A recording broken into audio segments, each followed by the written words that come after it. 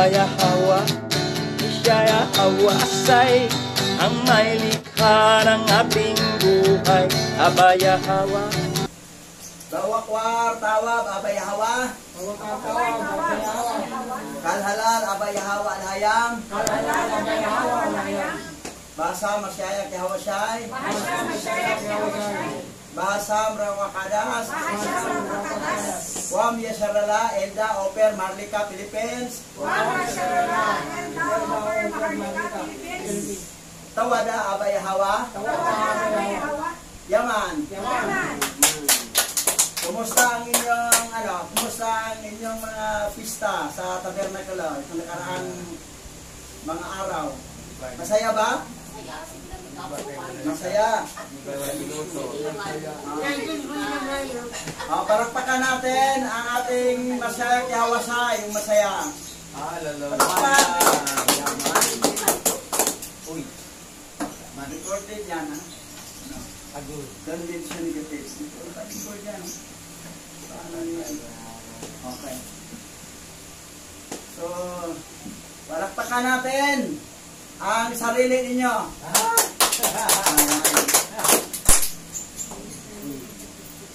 So ito, mapanood to sa buong mundo, sa lahat na nakasubscribe. Basta once na So you are always talk positive word, not negative. Kasi pag negatibo, yan ang mangyari sa buhay mo. Yan. Kailangan tayo'y tumutupad sa Torah. Kahit hindi natin ma-perfect, pero tinutupad natin. Bilang Hebrew Israelite, ang hintil, hindi naman sila kailangan magtupad pa sila, hintil sila eh. Exempted sila. Pero kung gusto na magtupad, bahala sila. Pero hindi sila compulsory, tayo. Kasi pag hindi natin tuparin, palo, abutin natin. Palo. Kasi mga rimnan Hebrew Israelite tayo, kaya naging rimnan tayo dahil sa pasaway natin mga ninuno eh. Hindi tayo mapalaya sa ating bansa sa Israel. Kaya napalayas tayo, nagpunta tayo nagkalat tayo sa 4 na sulok ng mundo. Kasi ang ating mga ninuno pasaway, dagdagan pa natin pasaway. Yan. Sabihin mo sa katabi mo, huwag ka ng pasaway. Huwag ka magsalita na negatibo. So, batiin muna natin ang ating mga remnant niya nandito sa bansang Pilipinas ngayon. Tawaging bansang Pilipinas. Yung una to, Elda to eh. Tapos naging Oper. Tapos naging Maharlika. Tapos Philippines na ngayon. So, ewan ko kung loobin ni Abaya Hawa mabalik sa Oper to o sa Maharlika. Huwag lang ang Philippines. Kasi Philippines yung alipin ni King Philip. Na mga lahi ni yan, Isaw, mga Edomites yan. Okay, patiin natin una sa lahat ang taga-Digos. Kumusta ang inyong nakaraang pista ng Tabernacle? Nakita ko, nagluto kayo ng biko, ang sarap. Nagluto sila ng biko, sarap, sa Cebu. Kay Pastor Sabadyala, kumusta kayo mga taga-Cebu? Mga tribe of Sibulon yan, Cebu, Sibulon. Mindanao, Nictali, Luzon, karamihan dito ay Manasi tribe. Pero nandito na rin Sibulon, mga taga-Cebu, nagpunta rin Manila. Basta entire Luzon, kasama ang Mindanao na mga Maranao. Kasi sila ang kanila yung singkil dance, inikling niya ng sayaw ng Manasi. So, okay. Sa Ahoy. Kay Luido. Kumusta kay Pastor Meldy Masohol? Kumusta kayo dyan? Belated Peace of Tabernacle. At sa Yangan East, Bacolod, Lanao del Norte. Kay Pastor Corazon Castillo. Belated Happy Peace of Tabernacle. Yan ang mga kapistahan natin, hindi yung kapistahan ng mga RC, hindi RC Pula, yung pista ng San Pedro, San Lucas, San Bartolome, pistahan, mga pistang pagano yan. May ano pa, may aransa, sopa. So ngayon, diretso na tayo. Topic natin, to be continue, learn about the book of Jubilees, chapter 31 to 32, up to 50 to. At least lampas o tayo kalate. Alamin ang tungkol sa aklat ng Jubileo, Kabanata 31 hanggang 32. Hirap tayo mag-Tagalog itong numbers. Okay, basa. Jubileo chapter 31 verse 1 to 16. At sa bagong buwan ng buwan ay nagsalita si Jacob sa buong bayan ng kaniyang sambahayan na nagsasabi, linisin ninyo ang inyong sarili at magpalit kayo ng inyong mga damit at tayo'y magsitindig at umahon sa Betel, kung saan ako'y namanata sa kanya ng araw na ako'y tumakas mula sa mukha ni Isaw na aking kapatid, sapagkat siya'y kasama ko at dinala ako sa lupain ito ng payapa. At iwaksin ninyo ang ibang mga Diyos na nasa gitna ninyo. So, panata ni Jacob, Namanata. yung promises niya, pagbalik niya ay talagang maghandog siya dito sa tinawag ng Betel. Kasi sinabi niya sa mga kasama, kung may mga dala kayong revolto, tapunan nyo yung cross, yung prosopio ni Arios, kwinta sa may cross, mga diyosan, mga revolto, mga santo ninyo, tapunan ninyo yan. Tuloy. At kanilang ibinigay ang kanilang mga Diyos-Diyosan at ang nasa kanilang mga tainga at ang nasa kanilang mga liig at ang mga Diyos-Diyosan na ninakaw ni Raquel kay Laban na kaniyang ama ay ibinigay niyang buong-buo kay Jacob. At kaniyang sinunog at pinagputol-putol at nilipol at itinago sa ilalim ng isang insena na nasa lupain ng Sikem. At siya'y umahon sa bagong buwan ng ikapitong buwan sa Betel. At siya'y nagtayo ng isang dambana sa dakong kaniyang tinulugan. At siya'y nagtayo roon ng isang haligi. At siya'y nagsubo sa kaniyang amang si Isaac na puntahan siya sa kaniyang hain at sa kaniyang ina na si Rebecca. So, ito si Raquel, pasaway talaga to. Pero mo ha, pag alis nila, ginakaw niya ng Diyos na kanyang ama si Laban. Bandang huli, ito na, over, ito na. Kasi sabi ni David, itapo natin yan. Yung mga Diyos-Diyosan nyo, dala. Pati sa kwintas, siyempre may pindan yung krus. Tapos sa Arios, may pindan na mga krus. Tapos,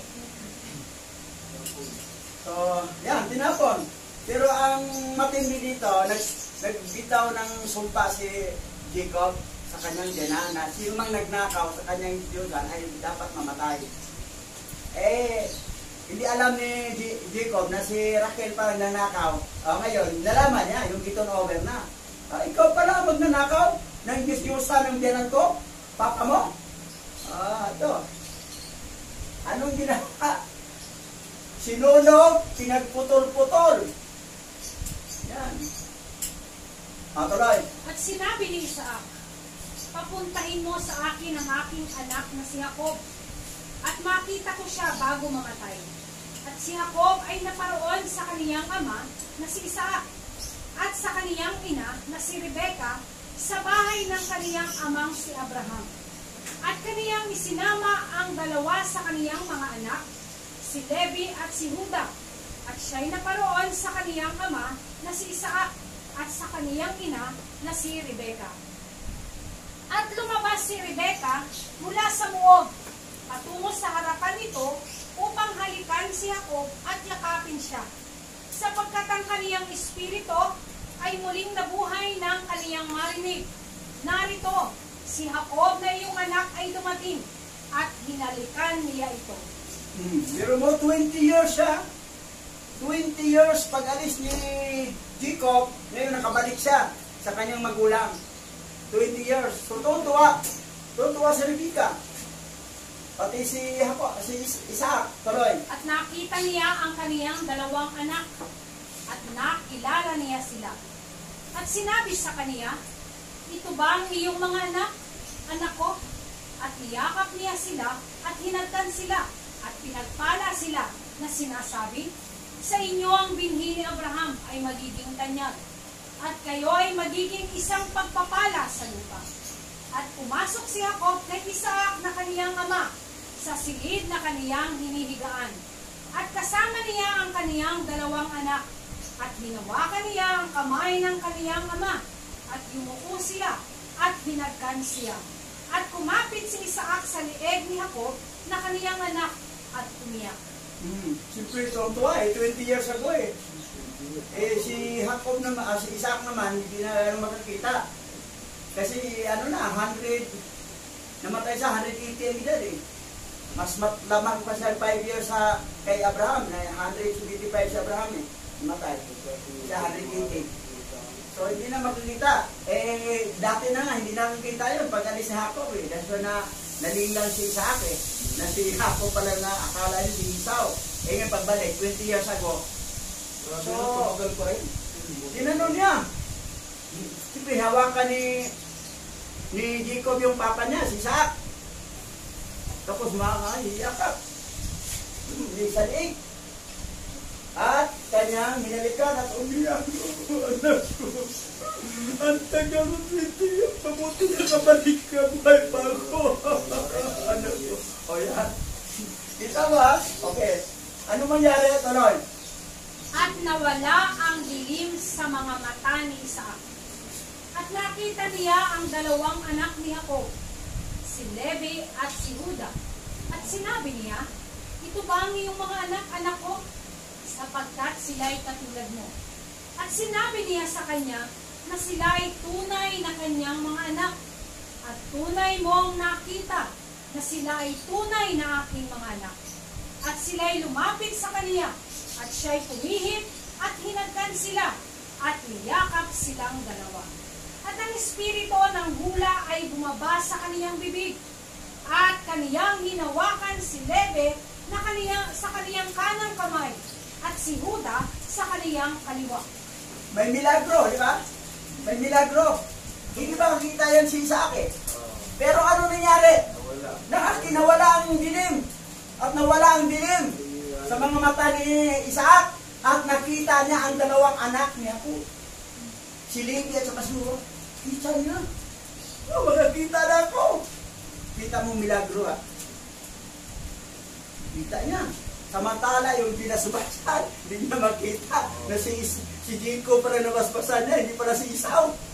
Pero 20 years ago, nakita niya si Juda saka si Levi. Ang sabi niya, katulad mo mga negro.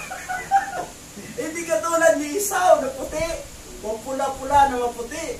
Katulad mo talaga si Levi at saka si Jacob. Pareho mo mga negro. Mga black. Tayo naman, kayo mangge. Dahil nahaluan tayo ng Egyptian Kaya asinat So, mga Manasseh tribe, pati kay Ephraim. Tingnan mo si Gabar.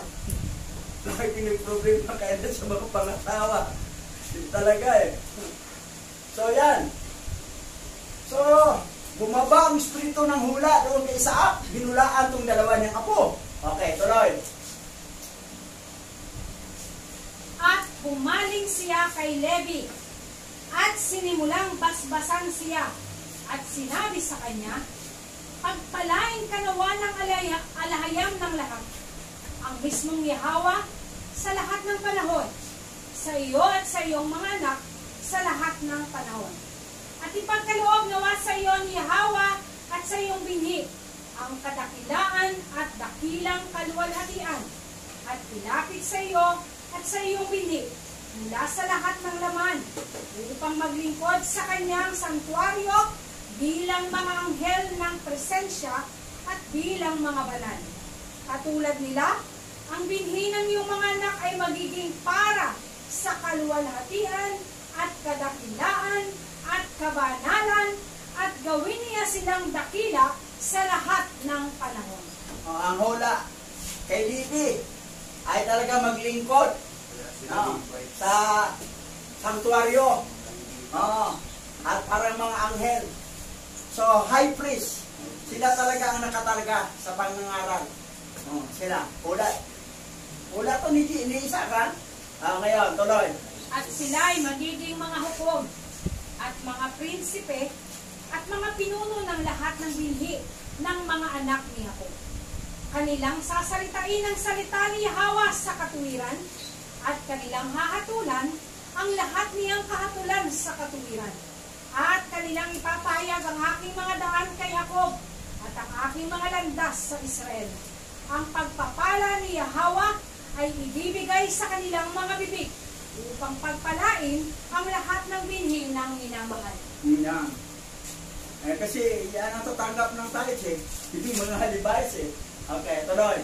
Tinawag ng iyong ina ang iyong pangalan na Levi at matuwid na tinawag niya ang iyong pangalan. Ikaw ay isasama sa Yahweh at magiging kasama ng lahat ng mga anak ni Jacob. Mapasa iyo nawa ang kaniyang dulang at ikaw at ang iyong mga anak ay kakain niyon at mapuno nawa ang iyong dulang sa lahat ng salit-saling lahi at huwag magkukulang ang iyong pagkain lahat ng kapanahunan. So, siya talaga ang tatanggap yung sa dulang. Means to say, tithes sa mga lahi ni Levi. Tuloy. Jubileo chapter 31 verse 17 to 32. At ang lahat na napupuot sa iyo ay magpatira pa sa harap mo. At ang lahat ng iyong mga kalaban ay mabubunot at mapahamak. At pagpalain nawa ang nagpapala sa iyo at sumpain ang bawat bansa na sumusumpa sa iyo. Yan. Yan ang mga may ginawa ng mga hintils na hindi pagpalain ng mga nagtatrabaho mga Hebrew sa kanya. Susumpain siya. Pero pagpapalain niya, pagpalain din siya. Kasi yan talaga ang promise ni Abba Yahweh mula pa kay Abraham hanggang kay Isaac hanggang sa 12 tribe na ang mag-bless, magpala sa mga Hebrew Israelite ay pagpalain, pero ang magsumpa ay susumpain. Yan. Tuloy. At kay Huda ay kaniyang sinabi, bigyan ka nawa ni Yahweh ng lakas at kapangyarihan upang yurakan ng lahat ng napupuot sa iyo. Ikaw ay magiging prinsipe, ikaw at ang isa sa iyong mga anak. Sa mga anak ni Jacob, naway lumabas ang iyong pangalan at ang pangalan ng iyong mga anak at tumawid sa bawat lupain at rehiyon. Kung magkagayoy matatakot ang mga hintil sa harap ng iyong mukha, at ang lahat ng mga bansa ay manginginig, at ang lahat ng mga bayan ay manginginig. May natatakot yung mga pangit siguro.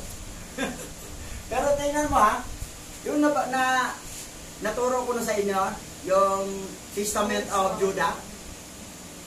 Kalaban ni Judah 1,000, patay niya lahat.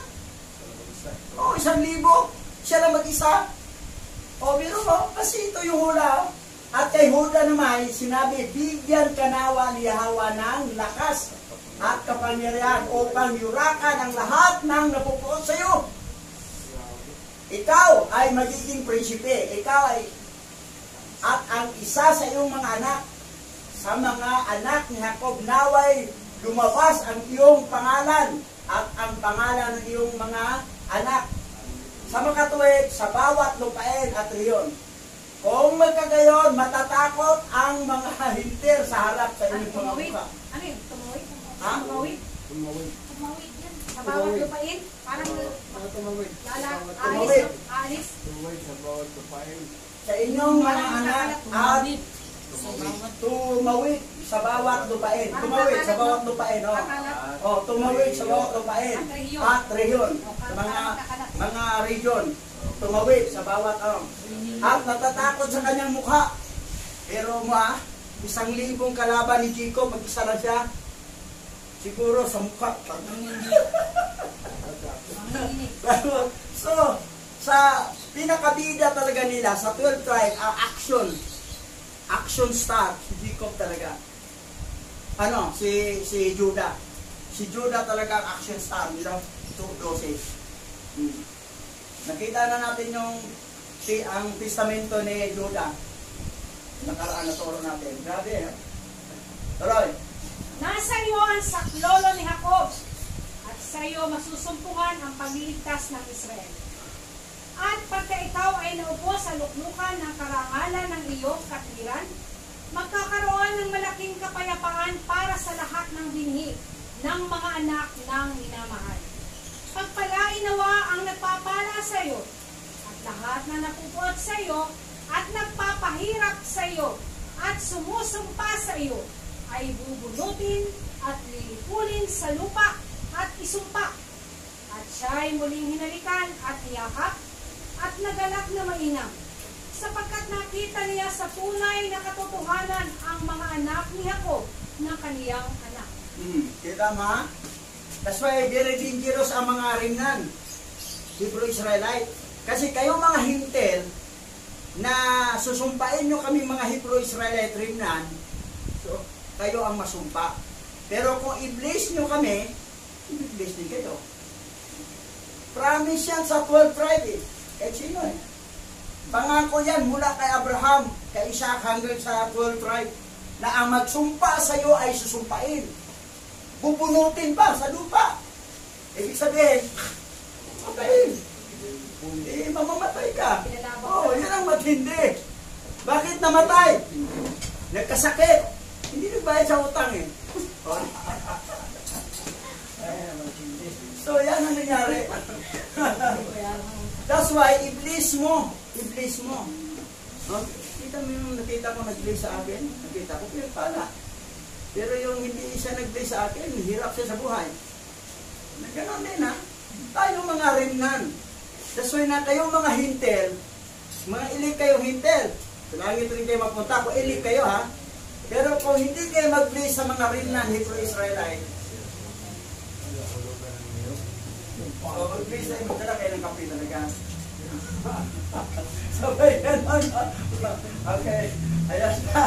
Okay. Tuloy tayo. Patawala ako ha. At siya'y umalis sa pagitan ng kaniyang mga paa, at nagpatira pa at lumukod sa kaniya, at kaniyang pinasbasan sila, at natulog doon nakasama ni Isaac na kaniyang ama ng gabing iyon, at sila ay nagsikain at uminom na may kagalakan. At pinatulog niya ang dalawang anak ni Jacob, ang isa sa kaniyang kanan at ang isa sa kaniyang kaliwa. At iyon ay ibinilang sa kaniya na katwiran. At sinaysay ni Jacob sa kanyang ama ang lahat sa gabi, kung paano ipinakita sa kanya ni Yahweh ang dakilang awa, at kung paano niya pinaunlad siya sa lahat ng kanyang mga lakad. At pinagsalangsang siya, at ipinagsanggalang siya sa lahat ng kasamaan. Pininto ni Jacob sa kanyang tatay, ni Isaac, yung nangyari niya doon kay Laban. Yung paano siya pinagpala, yung pagdamag sila, yung gabi, kwento niya lahat. Paano siya na dumadami ang tupa ng mga batik-batik. Paano siya dinala. O yan. O, tuloy.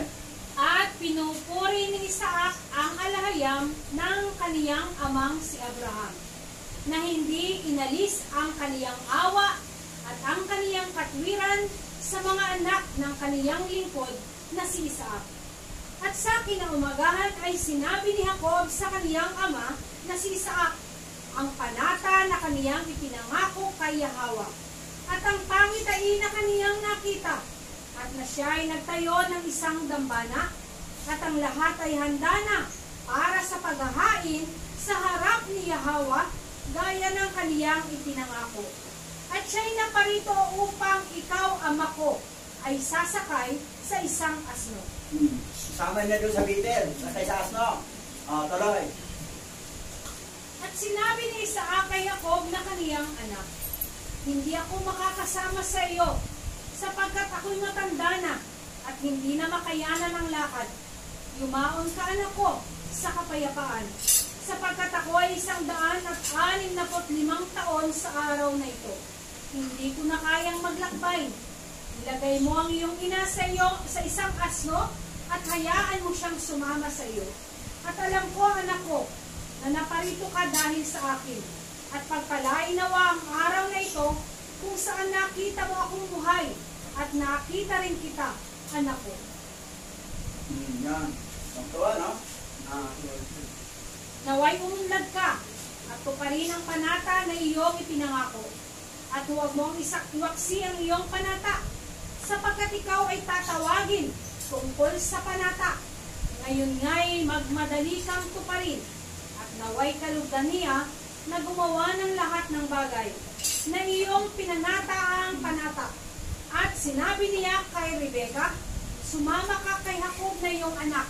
At si Rebeka ay umawong kasama ni Jacob na kaniyang anak, at si Deborah na kasama niya, at sila'y naparoon sa Betel. Si Rebecca na sinama. At yung yaya naman ni Rebecca, si Deborah. Yan ang kasama. Si Jacob kasi 165 ang edad eh. Ito ano na talaga. Sopeguran na. Tuloy. At naalaala ni Jacob ang panalangin na pinagpala sa kaniya ng kaniyang ama at sa kaniyang dalawang anak, si Levi at si Juda. At siya'y nagalak at pinagpala ng alahayan ng kaniyang mga ninuno, sina Abraham at Isaac. At sinabi niya, ngayon ay alam ko na ako ay may walang hanggang pag-asa, at ang aking mga anak din, sa harap ng alahayan ng lahat. At sa gayon, ito ay nakatalaga hinggil sa dalawa. At itinala nila ito bilang walang hanggang patutuo sa kanila sa mga tapyas sa langit, kung paano sila pinagpala ni Isaac. Recorded in heaven, no? Sa tapyas ng langit. Paano sila pinagpala? Tuloy. Jubileo chapter 32 verse 1 to 17. At siya'y tumahan ng gabing yaon sa Betel, at si Levi ay nanaginip na kanilang itinalaga at ginawa siyang saserdote ng kataas-taasang Yahweh Lahayam, siya at ang kanyang mga anak, magpakailanman. At nagising siya sa kanyang pagkakatulog at pinupuri ang Yahweh. Natulog si Levi. Ang panaginip ay siya talaga ang maging saserdote. Kanyang lahi, kanyang tribo, mga Levites. Pinupuri niya si Yahweh. Tuloy. At si Jacob ay bumangon ng maaga sa umaga, noong 14 ng buwang ito. At siya ay nagbigay ng 10 bahagi ng lahat ng sumama sa kaniya, maging sa mga tao at maging sa mga baka, maging sa ginto at sa bawat sisidlan at damit. Oo, siya ay nagbigay ng 10 bahagi ng lahat. At noong mga araw na iyon ay ipinagbuntis ni Raquel ang kanyang anak na si Benjamin. At binilang ni Jacob ang kaniyang mga anak mula sa kaniyang pataas. At si Levi ay napili bilang tatanggap ng bahagi ni Yahweh ng ikapo, at binihisan siya ng kaniyang ama ng mga kasuotan ng pagkasaserdote. Ayan. So, order na si Levi na kanyang buong lahi ang tatanggap ng kapo sa tithes para kay Yahweh. Si Levi ang tatanggap. Kasi yun ang mga saserdote, lahi niya. 10 ng gagawin na patulong. At noong 15 ng buwang ito, 10 baka. dinala niya sa dambana ang 14 na baka mula sa mga baka, at 28 tupa, at 49 na tupa, at 7 kordero, at 21 batang kambing, bilang sinulong alay sa dambana ng paghahain, na nakalulugod para sa isang matamis na amoy sa harap ni Yahweh. Ito ang kanyang alay, bilang bunga ng panata na kanyang ipinangako na ibibigay niya ang 10 bahagi, kasama ng kanilang mga handog na putas at kanilang mga inuming handog. Biro mo, sa daming ihandog, 49 na tupa, 28 tupa, at 21 batang kambing na yung bilang susunugin alay. At si Yahweh nasa taas, maamoy niya. Yan, nabanguhan ko na si Yahweh sa mga usok ng alay. Kung wala kang ganun karaming tupa, kambing, ka makaalay. Oo. Ganon. Hindi pa yung mga payatot. At nang masupok ng apoy, ay nagsunog siya ng kamangyan sa ibabaw ng apoy. At bilang handog na pasasalamat, ay 2 baka, at 4 na tupang lalaki, at 4 na kambing na lalaki, at 2 tupa na may 1 taong gulang, at 2 anak ng kambing. At sa gayon ay ginawa niya araw-araw sa loob ng 7 araw.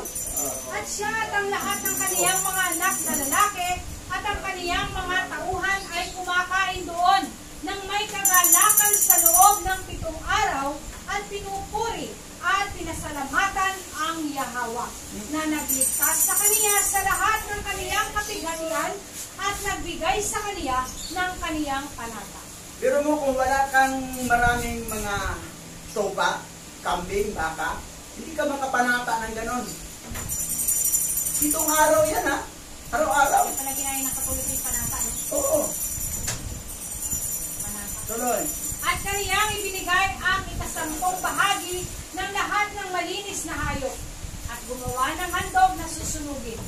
Ngunit ang maruming hayop ay hindi niya ibinigay kay Levi na kaniyang anak at ibinigay niya sa lahat ng mga lalaki.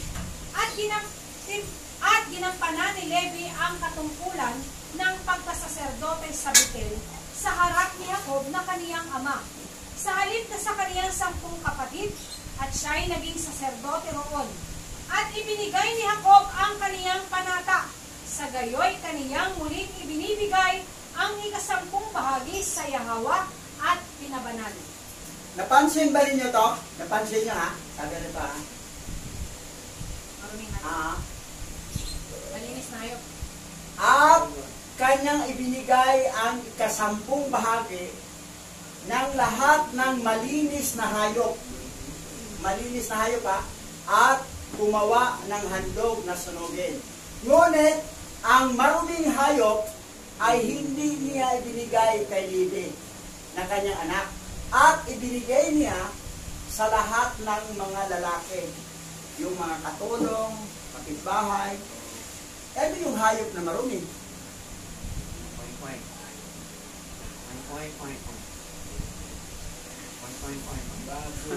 Nagalaga din siya baboy. Yung hayop na marumi, nagalaga din pala sila. Naalaala ko sa video, yung pinapunta ng Edomites Hipjo sa Israel, yung mga tribe of Manasseh, yung sa bansa na gitna ng China at saka India. Sa mukha natin Manasseh. Aba, ang dami alagang baboy. Sa video, alagang baboy itong mga tribe of Manasseh. Ito, nag-alaga Ngunit, ang maruming hayop ay hindi niya binigay kay Levi na kanyang anak. Saan siya binigay niya? Binigay niya sa lahat ng mga lalaki. Mga katulong, mga kapitbahay. Basta huwag lang kay Levi. Ang malinis ang binigay kay Levi. Kasi yun ang kahit Yung mga katulong. Yung marumi, bigay na sa mga iba.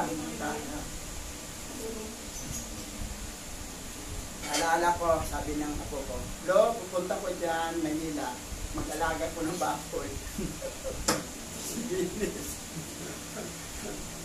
Mag-alaga, ibibinta lang. Maruming hayop yan. Ito, nag-alaga rin. Pero hindi niya binigay kay Levi, astage. Naalaala ko noong, sa Pagadian pa, nag-drive ako ng tricycle. Ano ba, binata pa ko nung siguro mga 18 years old ako.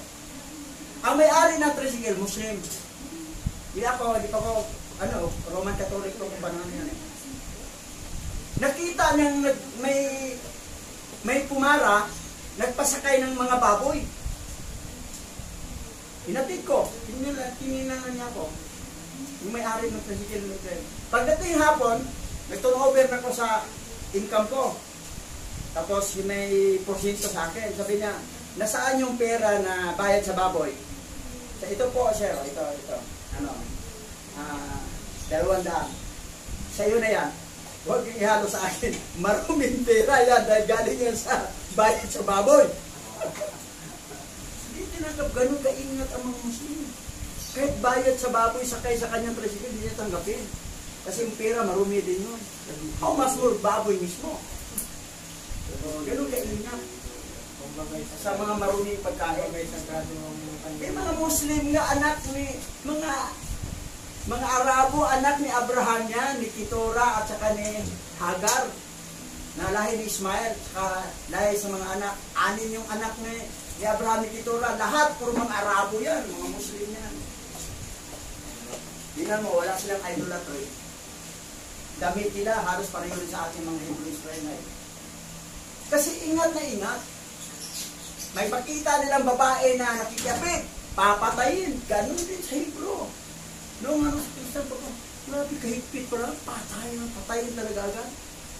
Pero sabi ko, parang gumunat ang doktrina to, papatayin yung uling marumpo tawad. Pero, tama, nasa katuruan eh, nasa tura eh. Papatayin talaga. Para di na pamarisan. Para di pamarisan. Tuloy. At sa kadahilanan ito, ay itinalaga sa mga tapyas ng langit bilang isang batas para sa ikapo upang kainin sa harap ni Yahweh taon-taon. Sa lugar kung saan ito ay pinili na, ang kanyang pangalan ay dapat manahanan. At sa batas na ito ay walang limitasyon ng mga araw magpakailanman. Ang ordinansang ito ay nasusulat upang ito ay matupad taon-taon sa pagkain ng ikalawang ikapo sa harap ni Yahweh sa lugar kung saan ito ay pinili. At walang matitira mula sa taong ito hanggang sa susunod na taon. Walang matira, kaya ubusin. Tuloy. Sapagkat sa kanyang binhi hanggang sa mga araw ng pagtitipon ng taon, at ang alaalak at ang langis hanggang sa mga araw ng kaniyang kapanahunan. At lahat ng natitira niyaon at luma na ay ituring na karumal-dumal, sunugin sa apoy sapagkat marumi. Yan ang ubusin. Pag medyo may tumira, marumi na, karumal-dumal na yan. Bahaw na. Bahaw na. Sisira nga naman yun. Tuloy. At sa gayon, hayaan silang kumain ito ng sama-sama sa santuaryo. At ang lahat ng ikasampung bahagi ng mga baka at mga tupa ay magiging banal sa Yahweh at magiging sa kaniyang mga saserdote, na kanilang kakainin sa harap niya taon-taon, sapagkat sa gayon ito ay nakatalaga at inukit tungkol sa ikapo sa makalangit na mga tapyas. Pero mga, ang 11 tribe, lahat ng 10% na kay Levi na ibibigay.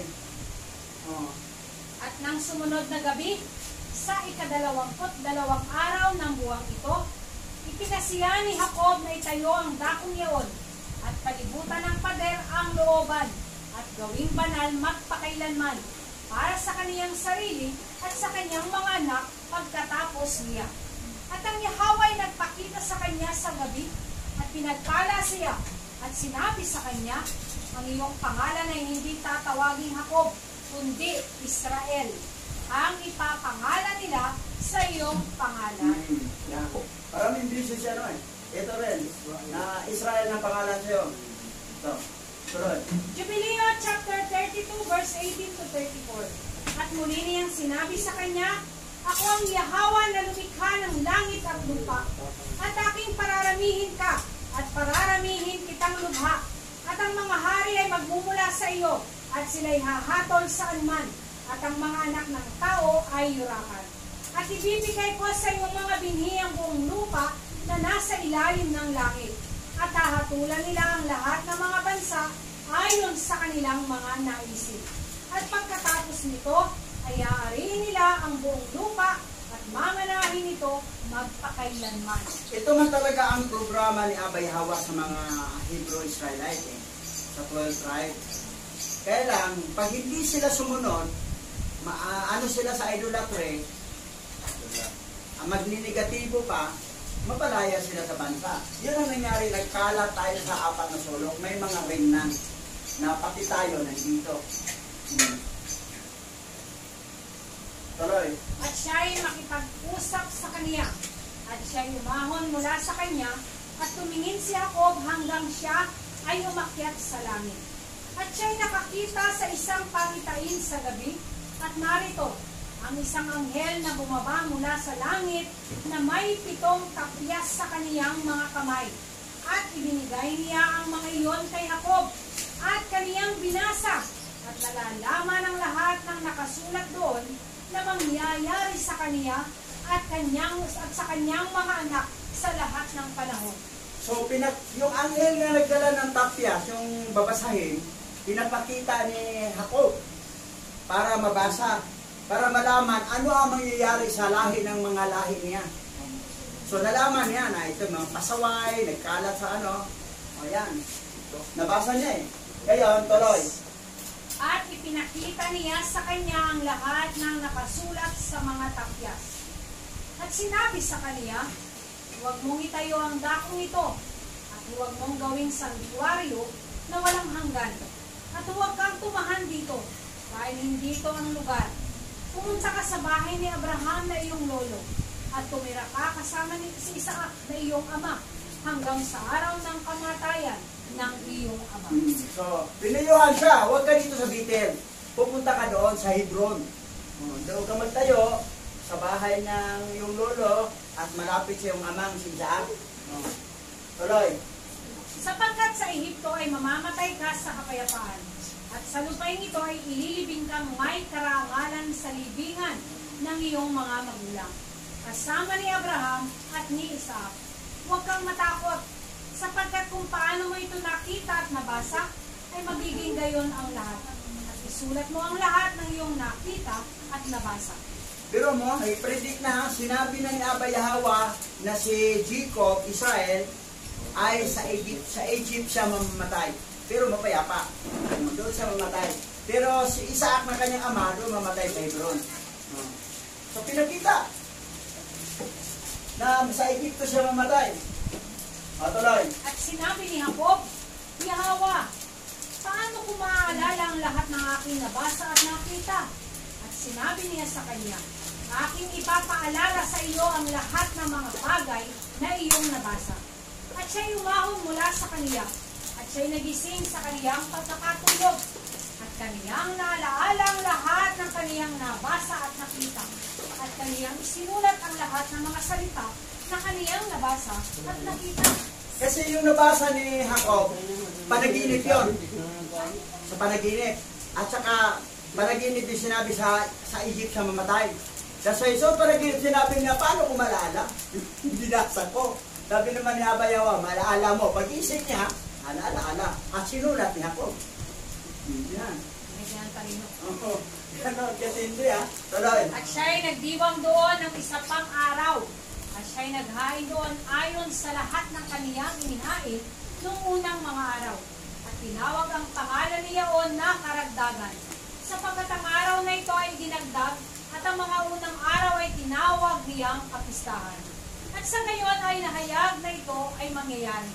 At ito ay nakasulat sa makalangit ng matapyas. Kaya't ito ay nahayag sa kanya na dapat niyang ipagdiwang ito at idagdag ito sa 7 araw ng Kapistahan. Dinagdag sa 7 araw kapistahan. Merong pang-8.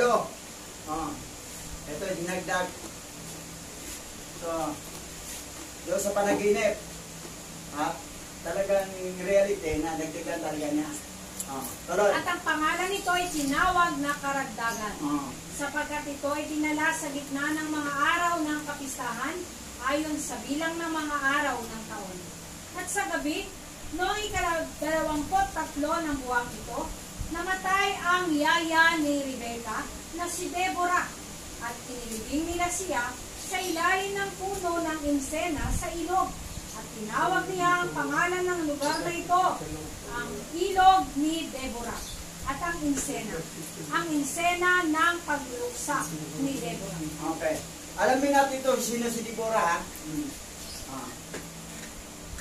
Okay, dito sa Tagalog kasahin. Sino si Deborah sa Genesis chapter 35, verse 8? Ngayon si Deborah, na yaya ni Rebecca, ay namatay at inilibing sa ilalim ng sa ibaba ng Bethel. Kaya tinawag itong Alon Bakot. Genesis chapter 35, verse 8. Sa tuwing binabanggit ang pangalang Deborah na may kaugnayan sa Biblia, ang larawang naiisip ay ang tanyag na hukom, propetisa at mandirigma ng hukom. Chapter 4, verse 5. Sa Judge chapter 4, verse 5, chapter 4, saka chapter 5, ang Deborah binanggit ito, hindi itong yaya ni Pareho lang sila nagpangalan. Kasi malayong distansya ang panahon to eh. Itong Deborah dito ay panahon na to sa mga Hebrew Israelite na nasa Israel na sila, nakalabas, nakapunta na sila sa Canaan, galing sa Egypt, galing na sila sa Egypt. Ito, hindi pa napunta sa Egypt. Yan. Ibang Deborah to. Propetisa tong Deborah. Pero ito, ang Deborah ito ay Yaya. Yaya to ni ni Rebecca. Yung mandirigma. Tuloy. At si Rebecca ay yumaon at bumalik sa kaniyang bahay sa kaniyang asawa na si Isaac. At si Jacob ay sinamahan si Rebecca sa pamagitan ng kaniyang mga aliping lalaki at binigyan si Rebecca ng mga tupa at mga kambing na lalaki upang ipaghanda niya ng pagkain ang kaniyang ama ayon sa kaniyang ibig. At siya'y sumunod sa kaniyang ina hanggang siya'y dumating sa lupain ng Kabratan at siya'y tumira doon. So, pag-uwi ng kanyang mama ni Rebecca, pinadalhan para paghanda ang pagkain si Isaac. Ang bait talaga to niya, no? Ang bait talaga to ni Jacob, ni Israel, na pagbigay. Hindi katulad kay Esau, yung mga hayop, mga ari-arian ng kanyang ama, kinuha pa. Sakrim. Magnanakaw, ito si Esau. Pero ito, mapagbigay ito eh. Si Israel. Tuloy. At nanganak si Raquel ng isang lalaki sa gabi. At tinawag niya ang kaniyang pangalan na anak ng aking kapanglawan. Sapagkat siya'y nagdusa sa panganganak sa kaniya. Dadapot tinawag ng kaniyang ama ang kaniyang pangalan na Benjamin. Noong 11 buwan ng unang bahagi ng buwan sa 6 na linggo nitong Jubileo. At doon namatay si Raquel at inilibing sa lupain ng Ephrata na siyang Bethlehem. At si Jacob ay nagtayo ng isang haligi sa libingan ni Raquel sa daan sa itaas ng kaniyang libingan. Yan ang pala ni Raquel. Nagnakaw kasi ng revolto sa papa niya, kay Laban. Ngayon, pagpanganak na hirap siya. Doon siya namatay, pagpanganak na kay Benjamin. Ang ipangalan pa nga doon. Tinawag na kapanglawan. Kapanglawan. Pero sabi ni Jacob, na Israel, Benjamin ang ipapangalan. Pangalan na Benjamin. So yan, kasi nasumpa na eh. Sino nagnakaw sa yung, dapat siya mamatay. Hindi niya alam. Ay, yung namatay si Raquel, mahal na ni Jacob si Leah. Doon pa niya mahal na yung lubos si Leah. Nawala na si Raquel. Toto naman si Leah. Tuloy. Mga Bilang, chapter 28, verse 1 to 31. Sinabi ni Yahweh kay Moises, sabihin mo sa mga Israelita na sila'y mag-alay sa akin ng mga handog na pagkain butil, handog na susunugin, at mababangong handog sa takdang panahon. Ito ang ihahandog nila sa akin araw-araw bilang handog na susunugin. 2 tupa na tig-isang taong gulang at walang kapintasan. Isa sa umaga at isa sa hapon. Ito'y sasamahan ng kalahating salop ng harina at minasa sa 1 litrong langis ng olibo. Pansinin mo ha, nasa 66 book ito. Bilang, numbers. I-compare natin sa Jubilee pareho. Kapag maghandog ka, grabe talagang, dami talagang hayop ang kailanganin para maghandog. Kung wala kang mga hayop, tuloy. Ito ang pangaraw-araw ninyong handog na susunugin tulad ng sinabi ko sa inyo sa bundok ng Sinai. Isang mabangong handog sa akin. Samahan ninyo ito ng 1 litrong handog na inumin na inyong ibubuhos sa dakong banal para sa akin. Ang isa pang tupa ay ihahandog nga sa hapon at sasamahan din ng handog na pagkain butil at handog na inumin. Tulad ng handog sa umaga upang ang usok nito ay maging mabangong samyo para sa akin. So, grabe, handog. So, kung wala kang mga ganyan, manok nga, wala eh. Kambing. Paano? Di ba patawad ang kasalanan mo? Tuloy. Tuwing araw ng pamamahinga, 2 lalaking tupang tig-1 taong gulang at walang kapintasan ang inyong ihahandog. Sasamahan din ito ng handog na pagkain butil at handog na inumin. Ang handog na pagkain butil ay isang salop na harina at minasa sa langis ng olibo. Ito ay ihahandog ninyo tuwing araw ng pamamahinga, bukod sa pang-araw-araw ninyong handog. Tuwing unang araw ng buwan, ito naman ang ihahandog ninyo, 2 batang toro, 1 lalaking tupa, at 7 batang tupa na walang kapintasan. 7 batang tupa na walang kapintasan. Eh kung may tupa ka naman, mga pilay-pilay naman, iba magpaya. Hindi qualified.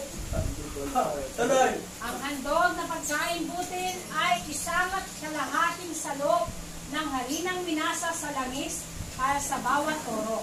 1 salop para sa 1 tupa. At kalahating salop naman sa bawat batang tupa.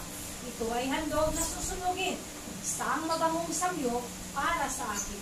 Ang inuming handog naman ay 2 litro para sa bawat toro. 1 1/3 litro sa bawat lalaking tupa. At 1 litro naman sa bawat batang tupa. Ito ang buwanan ninyong 1/3 ha? So, paano makapaghandog ang mga rimnang? Kung malaman niya rimnan ako Hebrew Israelite. Wala akong ganyang mga hayop. Hindi ka matupad. Hindi siya maligtas. Kung ang kaligtasan nakabase sa paghandog sa Torah. Yan ang ano. Alam ni Abba Yahawa yan. Dahil sa magkalat ang mga lahi ni Isaac, ni Israel, sa 4 na sulok ng mundo, ni Yasharala. Di ba malipid? Oh. So, yan. May solusyon si Abba Yahawa dyan sa problema ng darating na araw ng paghandog. Kasi batas to, Torah to eh. Kailangan sundin mo to. Eh paano wala kang mga hayop? May hayop ka, pilay naman. Ay ba, payat. Hindi naman qualify niya eh. Ang iba, wala talaga. Kahit manok, wala talaga siya. Paano makapaghandog? Pero Hebrew rin na siya. Patuloy. Bukod sa pang-araw-araw na handog na susunugin at handog na pagkain, maghahandog pa rin kayo ng 1 kambing na lalaki para sa kasalanan.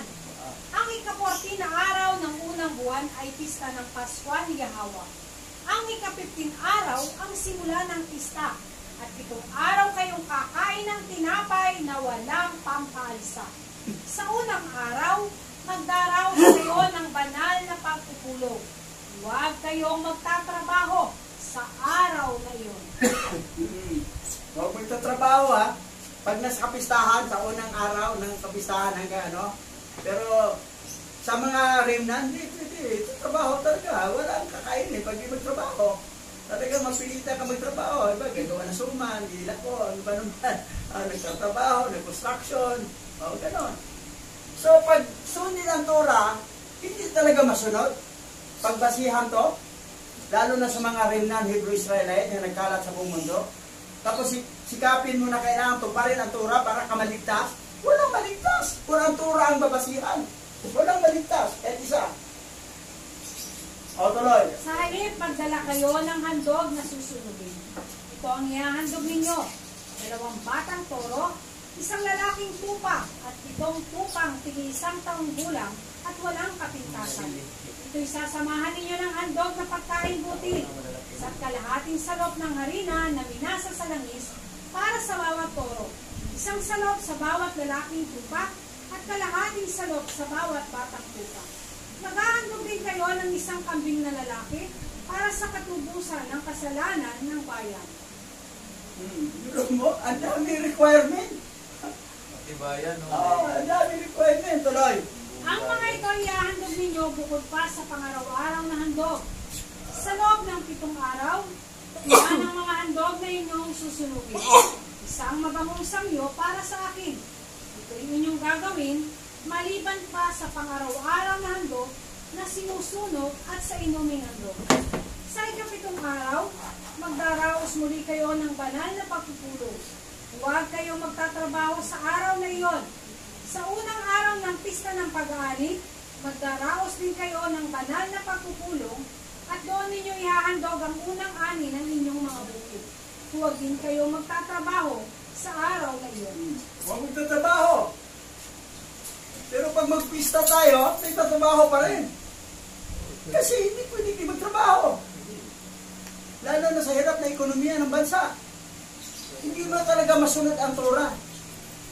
Kung ito ang babasihan sa kaligtasan ng mga lahat ng Hebrew Israel, walang maligtas. Sa tupa lang, hindi matanggap ang mga payat, mga may kapansanan ng mga tupa, kambing, o anong klase, baka. Kailangan talaga malusog, maayos. O, tuloy. Sa halip mag-alay kayo ng handog na susunugin. Handog na mabangong samyo kay Yahweh. Ito ang inyong ihahandog. 2 batang toro, 1 lalaking tupa, at 7 batang tupa. Sasamahan ninyo ito ng handog na pagkain butil. 1 kalahating salop ng harina na minasa sa langis ng olibo para sa bawat toro. 1 salop para sa bawat lalaking tupa. At kalahating salop para sa bawat batang tupa.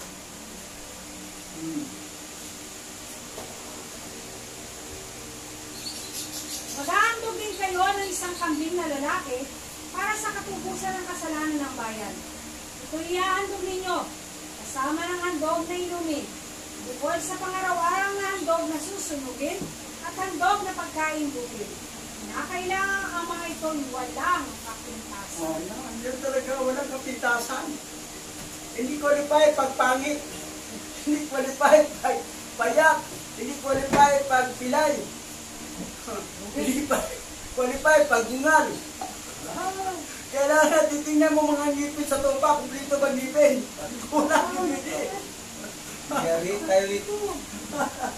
Buti na hindi tayo tuwa. 1 John chapter 3 verse 4. Ang bawat nagkakasala ay lumalabag sa kautusan ng alahayam, sapagkat ang kasalanan ay paglabag sa kautusan. Everyone who sins violates the law of alahayam because sin is a violation of the law. Pag hindi mo masunod ang Torah, ang kautusan, magkasala.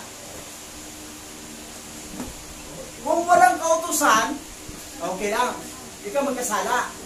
Katulad na nakalagay dyan, nagtapon ka ng basura. Tapos may nakalagay, barangay ordinance, bawal magtapon ng basura.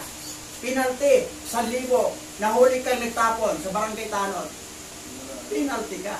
Nagkasala kasi may batas. Ngayon, ang batas sa Torah, ang tindi ng mga handog. Hindi kaya sa ordinaryong Hebrew Israelite kung wala kang ganong karaming mga tupa, baka, kambing na ihandog mo para masunod mo ang Torah. Sa lahat, ito ang mahirap sundin talaga, yung paghahandog. Ito pa, basa. Dito tayo, original to, basa. Santiago chapter 2 verse 10. Siya na tumutupad sa buong Torah at nabigo sa isang bagay ay nagkasala ng lahat. He who keep the entire Torah o law, bumagsak lang and fail in one thing is guilty of all. Halimbawa, 10 commandment. Natupad mo ang siyam, labag ka lang sa isa, labag pa rin lahat yan. 0. You're back to 0. Wala kayo pagmayabang nga. Akin, natupad ko ang siyam, isa lang palpak ko. Ikaw, natupad mo ang isa lang, siyam palpak mo. Pareho kayong dalawa, 0. 0 pa rin. Siyam nga natupad mo, isang palpak. Akin, natupad ko isa lang, 6 ang palpak. Pero ang equal natin dalawa, parehas, 0, bilog. So, paano tayo maligtas sa Torah kung sundin? Pero hindi ibig sabihin na hindi mo sundin ang Torah. Pero hindi yung basihan sa kaligtasan. Yahweh will make a way. Yahweh will make a way for the sin that we know. Yan, di ba? May awit yan. Yahweh will make a way. Maghanap siya, Yahweh ng paraan na hindi tayo nahirapan, lalo na tayo mga ringnan na mga nalabing Hebrew Israel nga nagkalat sa 4 na sulok ng mundo. Tayo na dito sa Pilipinas. Anong nangyari sa bansa natin? Bumagsak. Dahil sa ni Mrs. President na smuggler. Hinanatan pa si Inday Sara. Kawawa naman si Inday. Yan ang nangyari. Okay pa yung panahon ni Digong. Ayos pa. Ngayon, paano natin matupad to? Yahweh will meet a way for the sin today no we. Yan. Memorize mo yan, pastora? Yan na yan. Yan, gawan mo nga natin. Eto. Basa. Galatians chapter 3, verse 13. Inubos tayo ni Masyayak mula sa sumpa ng Torah dahil isinumpa ni Alayam ang nakabitin sa punong kahoy. Yan. Tinubos tayo ni Masyayak Yahawashai sa Torah. Dahil isinumpa ni Alahayam ang nakabitin sa punong kahoy. Siya ang binitin sa punong kahoy. Siya ang handog. Kasi wala na tayong pangbili ng handog. Wala tayong handog na tupa. Kahit pilay, wala lahat. As in zero. Siya na mismo ang handog. Once for all. At hindi na uulitin. At hindi rin natin gawin. Di tapos na. Pero iba, gumagawa pa. Walang IQ nga. Zero IQ. Di marunong, di nakaintindi sa kasulatan, sa scripture.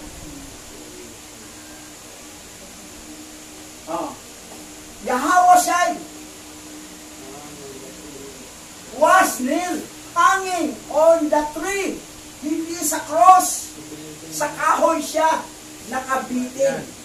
Pinako, pako dito, pinako dito. Pine tree yan eh. Kala ko yung malaking ipinag. Eto. Basa. Sige, basa.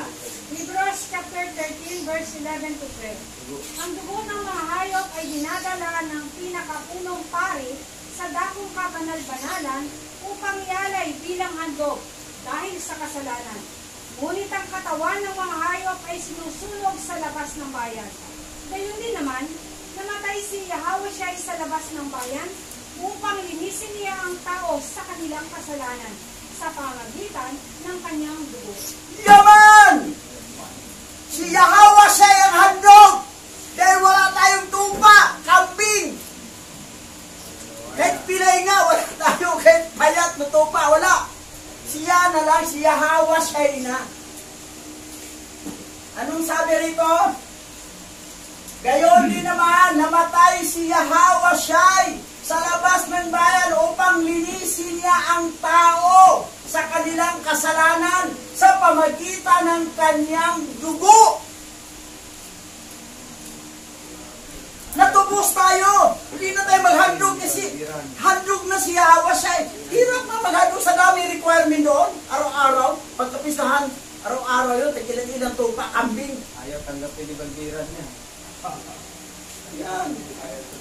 Ngayon, hindi naman sila nagawa ng gano'ng kadaming tupa. Kapirang doon na binigay, wala pa rin silbi. Tapa lang yata yung nandubin eh. Binili niya sa kuhan. Ito. Tracer. Basa. SM. Hebrews chapter 9, verse 12. Isang beses lang pumasok si Masyayak sa dakong kabanal-banalan. At sapat na yon. Hindi siya nag-alay ng dugo ng mga kambing at mga guya, kundi ang kanyang sariling dugo, upang tayo ay magkaroon ng walang hanggang katubusan. Yan. Si Yahawashai sa English ha. Masyayak entered the Holy of Holies in only once, isa lang bisis, and that was enough. Enough na. Hindi na pwede, tapos na. He did not offer the blood of goat and calf, but His own blood, that we might have eternal redemption. We have eternal redemption. Na-redeem tayo, eternal, the past, the present, the future. Murado lahat. Hindi na maghandog. Ginawa na ni Masyayak Yahawashai. Pero mo sa Torah, sa book of Numbers, doon sa book of Jubilee, ang dami mga requirement na mga tupa. Ilan yun? Tupa, kambing, na kailangan walang kapintasan. Tapos may halo pang mga ano. Turong baka, 2. So, ginawa ng Yahawashai para hindi na tayo mabibigatan dahil hindi ang mahal tayo ni Masyayak Yahawashai. Wala kayong alaga eh. Ganon. Ang iba kasi hindi talaga nakaintindi, maghandog pa rin, tapos na. Maghandog ka piranggo, tulang yan. Pasihan mo ang Torah, doon sa Book of Numbers. Na-qualify ba? Handog nyo? Ilan ang kapiranggo na yan? Wala pa rin yan. Pasok-pasok lang po ang kamangihan. Tuloy. Hebrews chapter 10 verse 14. Sapagkat sa pamagitan ng isang pag-aalay ay kanyang ginawang sakdal magpakailanman yaong mga pinapaging banal ng alahayang. Oo, yan ha. By one offering. Isang offering lang, yung masagawasay. He has perfected forever those who are being sanctified by alahayang. Perfect na tayo. Perfect. Hindi ako perfect. Ugali natin hindi perfect. Pero sa pamagitan ng handog niya, sa harapan ni Abba Yahweh, perfect ka. Tinakpan ng dugo ni Masay ni Hawa siya. Ang pagkaingot mo, pagsaway mo, tinakpan, hindi na niya makita ni Abba Yahweh. Ang nakita niya yung perfect na sa dugo ni blood ni Masay ni Hawa. Okay anak, perfect ka sa harapan ko. Because tinakpan sa dugo ni Masay. Sabi niya, hindi wala taong perfect, tama, wala taong perfect, pero sa pamagitan ng dugo ni Messiah, kaya wasay perfect tayo. Perfected. Oo, perfected. Forever. Forever, those who are being sanctified. You are perfect. Perfect. Ngayon, ang problema nito, Ito, nakilala natin. etong sa atin, Ayan. that is the belief of the born-again Messianic. Ito naman, That is the belief of the born-again Christian. Ngayon, alin sa dalawa ang tama? At totoo. Ang scripture ay nakabitin siya sa punong kahoy. Pero sa Bible na corrupted, ginawa nilang cross para naling lang. Pero may purpose. Ano ba itong cross na yan? Fallen angel, no? Pakpak. Pag meron kayong cross sa simbahan nyo, idolatry po yan ng fallen angel. Yan. Tapos, pag ilagyan pa yung tila, that is symbolic of ahas. Yan. Cross, tapos ahas, oh. Ahas yan. Oh, yan, oh. Simbahan yan, ha. Jesus Christ, oh. Oh, may tila, oh. Walang kamalay-malay kayo mga born-again Christian, simbahan nyo, akala nyo sa langit kayo magpunta. No. Nakaharap kayo sa idolatry. Sabi nyo, hey, walang idolatry, walang tao, wala. Pero pag cross, that is fallen angel. Tapos pag may tilang ilagay, that is symbolic sa ahas. Sa ahas yan, oh. Ahas, oh. Christos. Sa Latin, Christos. O cross, ahas.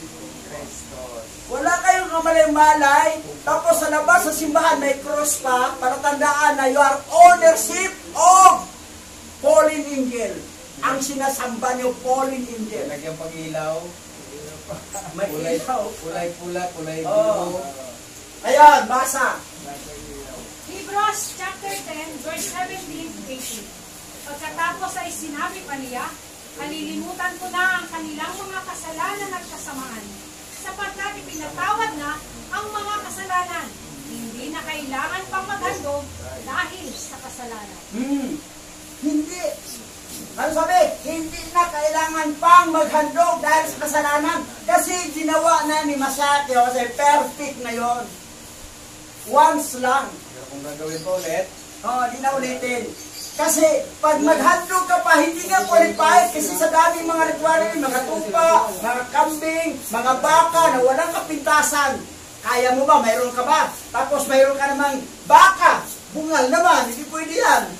Tingnan mo, etong isang tupa mo, bulag naman, hindi sa mata. Hindi pwede. Ito naman, pilay. Hindi pwede. natanggal yung tali. Bawal. So, sabi rito, pagkatapos ay sinabi pa niya, kinalimutan ko na ang kanilang mga kasalanan at kasamaan. Sapagkat pinatawad na ang mga kasalanan, hindi na kailangan pang maghandog dahil sa kasalanan. Then he said, I will forget their sin and wickedness. Because sin have been forgiven. There is no need to sacrifice for sin.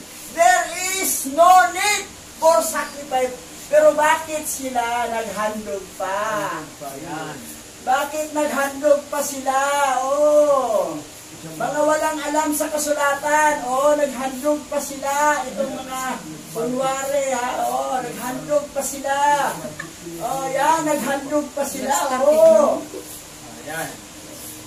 Yan. Kayo mga pari dyan, isa ninong ko isa dyan eh. Mag-aral kayo. Wala ka lang alam kayo sa scripture. Yan, very ignorant. Nabulagan kayo ng leader yung namatay na. Hindi yan babalik yan. Nabudol. Tigok na yan eh. Tapos si Blasphemy yung kasalanan ginawa niya. Saka sinais yun. Sinabi sa akin. Sinabi sa akin.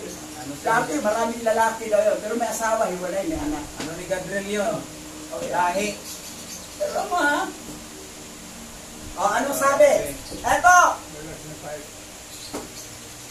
Ito ang King James. Ito, ano to? Good News Bible ha? Maglagay tayo ng original. Basahin muna natin itong Good News Bible. Basa. Galatians chapter 5 verse 4.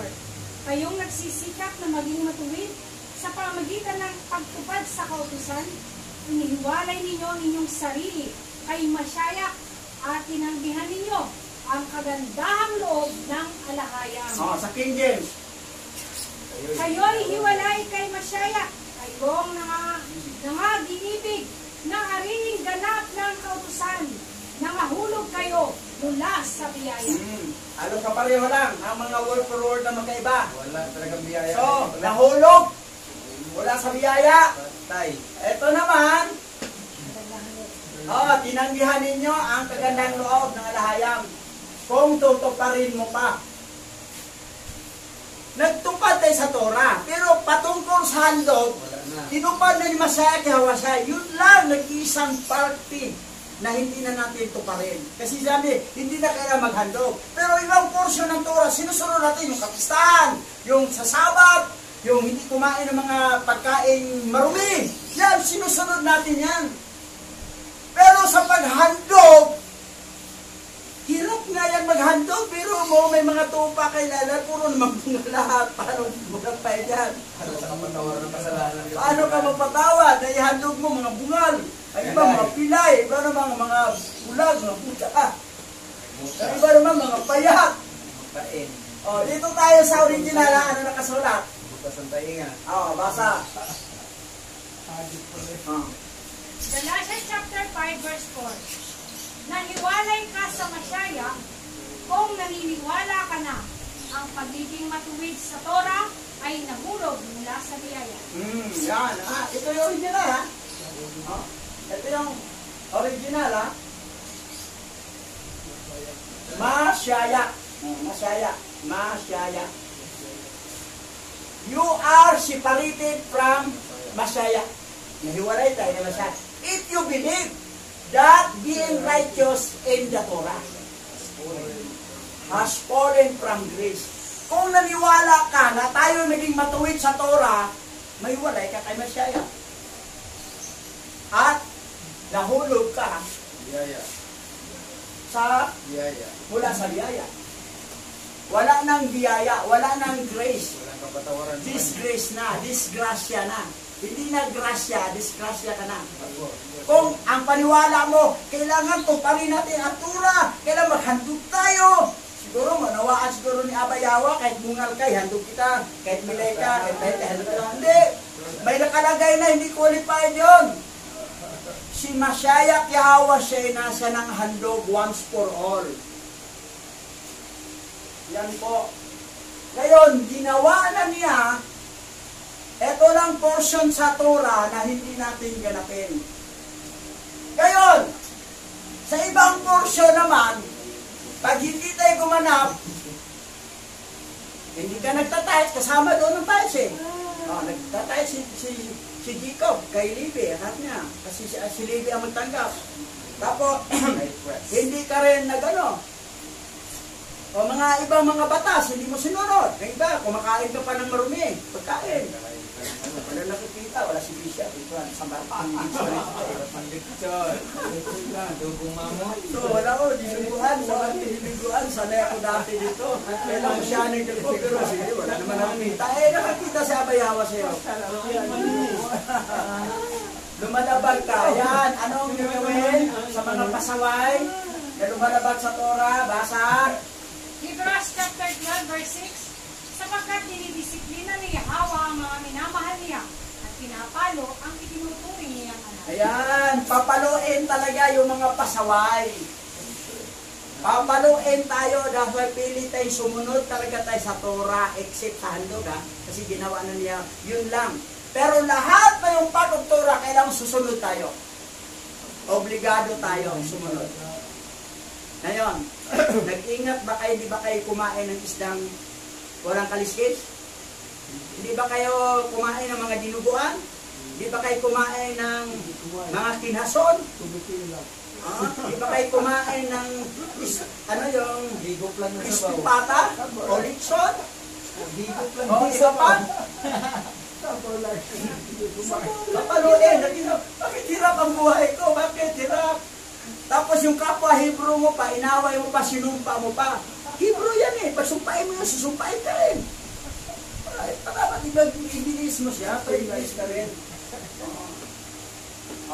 Ito pa, basa. Gawa chapter 4 verse 12, ang kaligtasan ay matatagpuan lamang kay Yahushai, sapagkat sa sinong ng langit, ang kanyang pangalan lamang ang ibinigay ng alahayang sa kaligtasan ng sangkatauhan. So ang kaligtasan, hindi base sa Torah. Pero hindi ibig sabihin hindi na tayo sumunod sa Torah. Sumunod pa rin tayo parang walang palo. Kasi kung pa rin mo Torah, lumabag ka sa lumalabag pa rin sa lahat. Pero at least sinusunod mo. Pero ang kaligtasan talaga kay Mashiach Yahushai. Salvation can only be found in Yahushai. Kasi siya nagsid ng blood para sa iyo. Because in the basement of heaven, only His name, kanyang pangalan lamang, was given by Alhaya for the salvation of mankind. Yan po. Kayong nanonood sa YouTube channel, you believe Mashiach Yahushai, the only Savior. Hindi Jesus Christ. Pauline Angel yan. Satan yan. Hayop yan. Limited yan. Yahushai, Hamashaya. Amin pa tayo. Amin. Amin pa tayo. Malalawaya.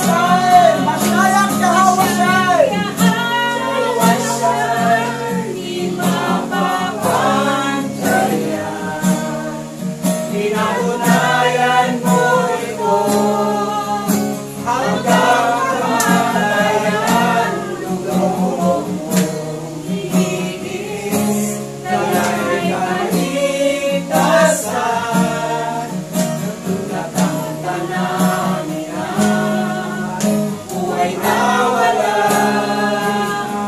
hanggang namin ang buhay. Nakanta namin ang buhay na wala hanggang madalas tayo makanta namin. Nakanta namin ang buhay na wala hanggang. Yes! Makanta natin ang buhay na walang hanggang sa pamagitan ni Masyayak Yawasay na siya ang handog. Siya ang huling handog. Salamat, hindi na kami maghandog. Salamat po. Ikaw na po ang handog, Masyayak Yawasay. Salamat po. Tayo manalangin. Pilit kay Pastor Richard.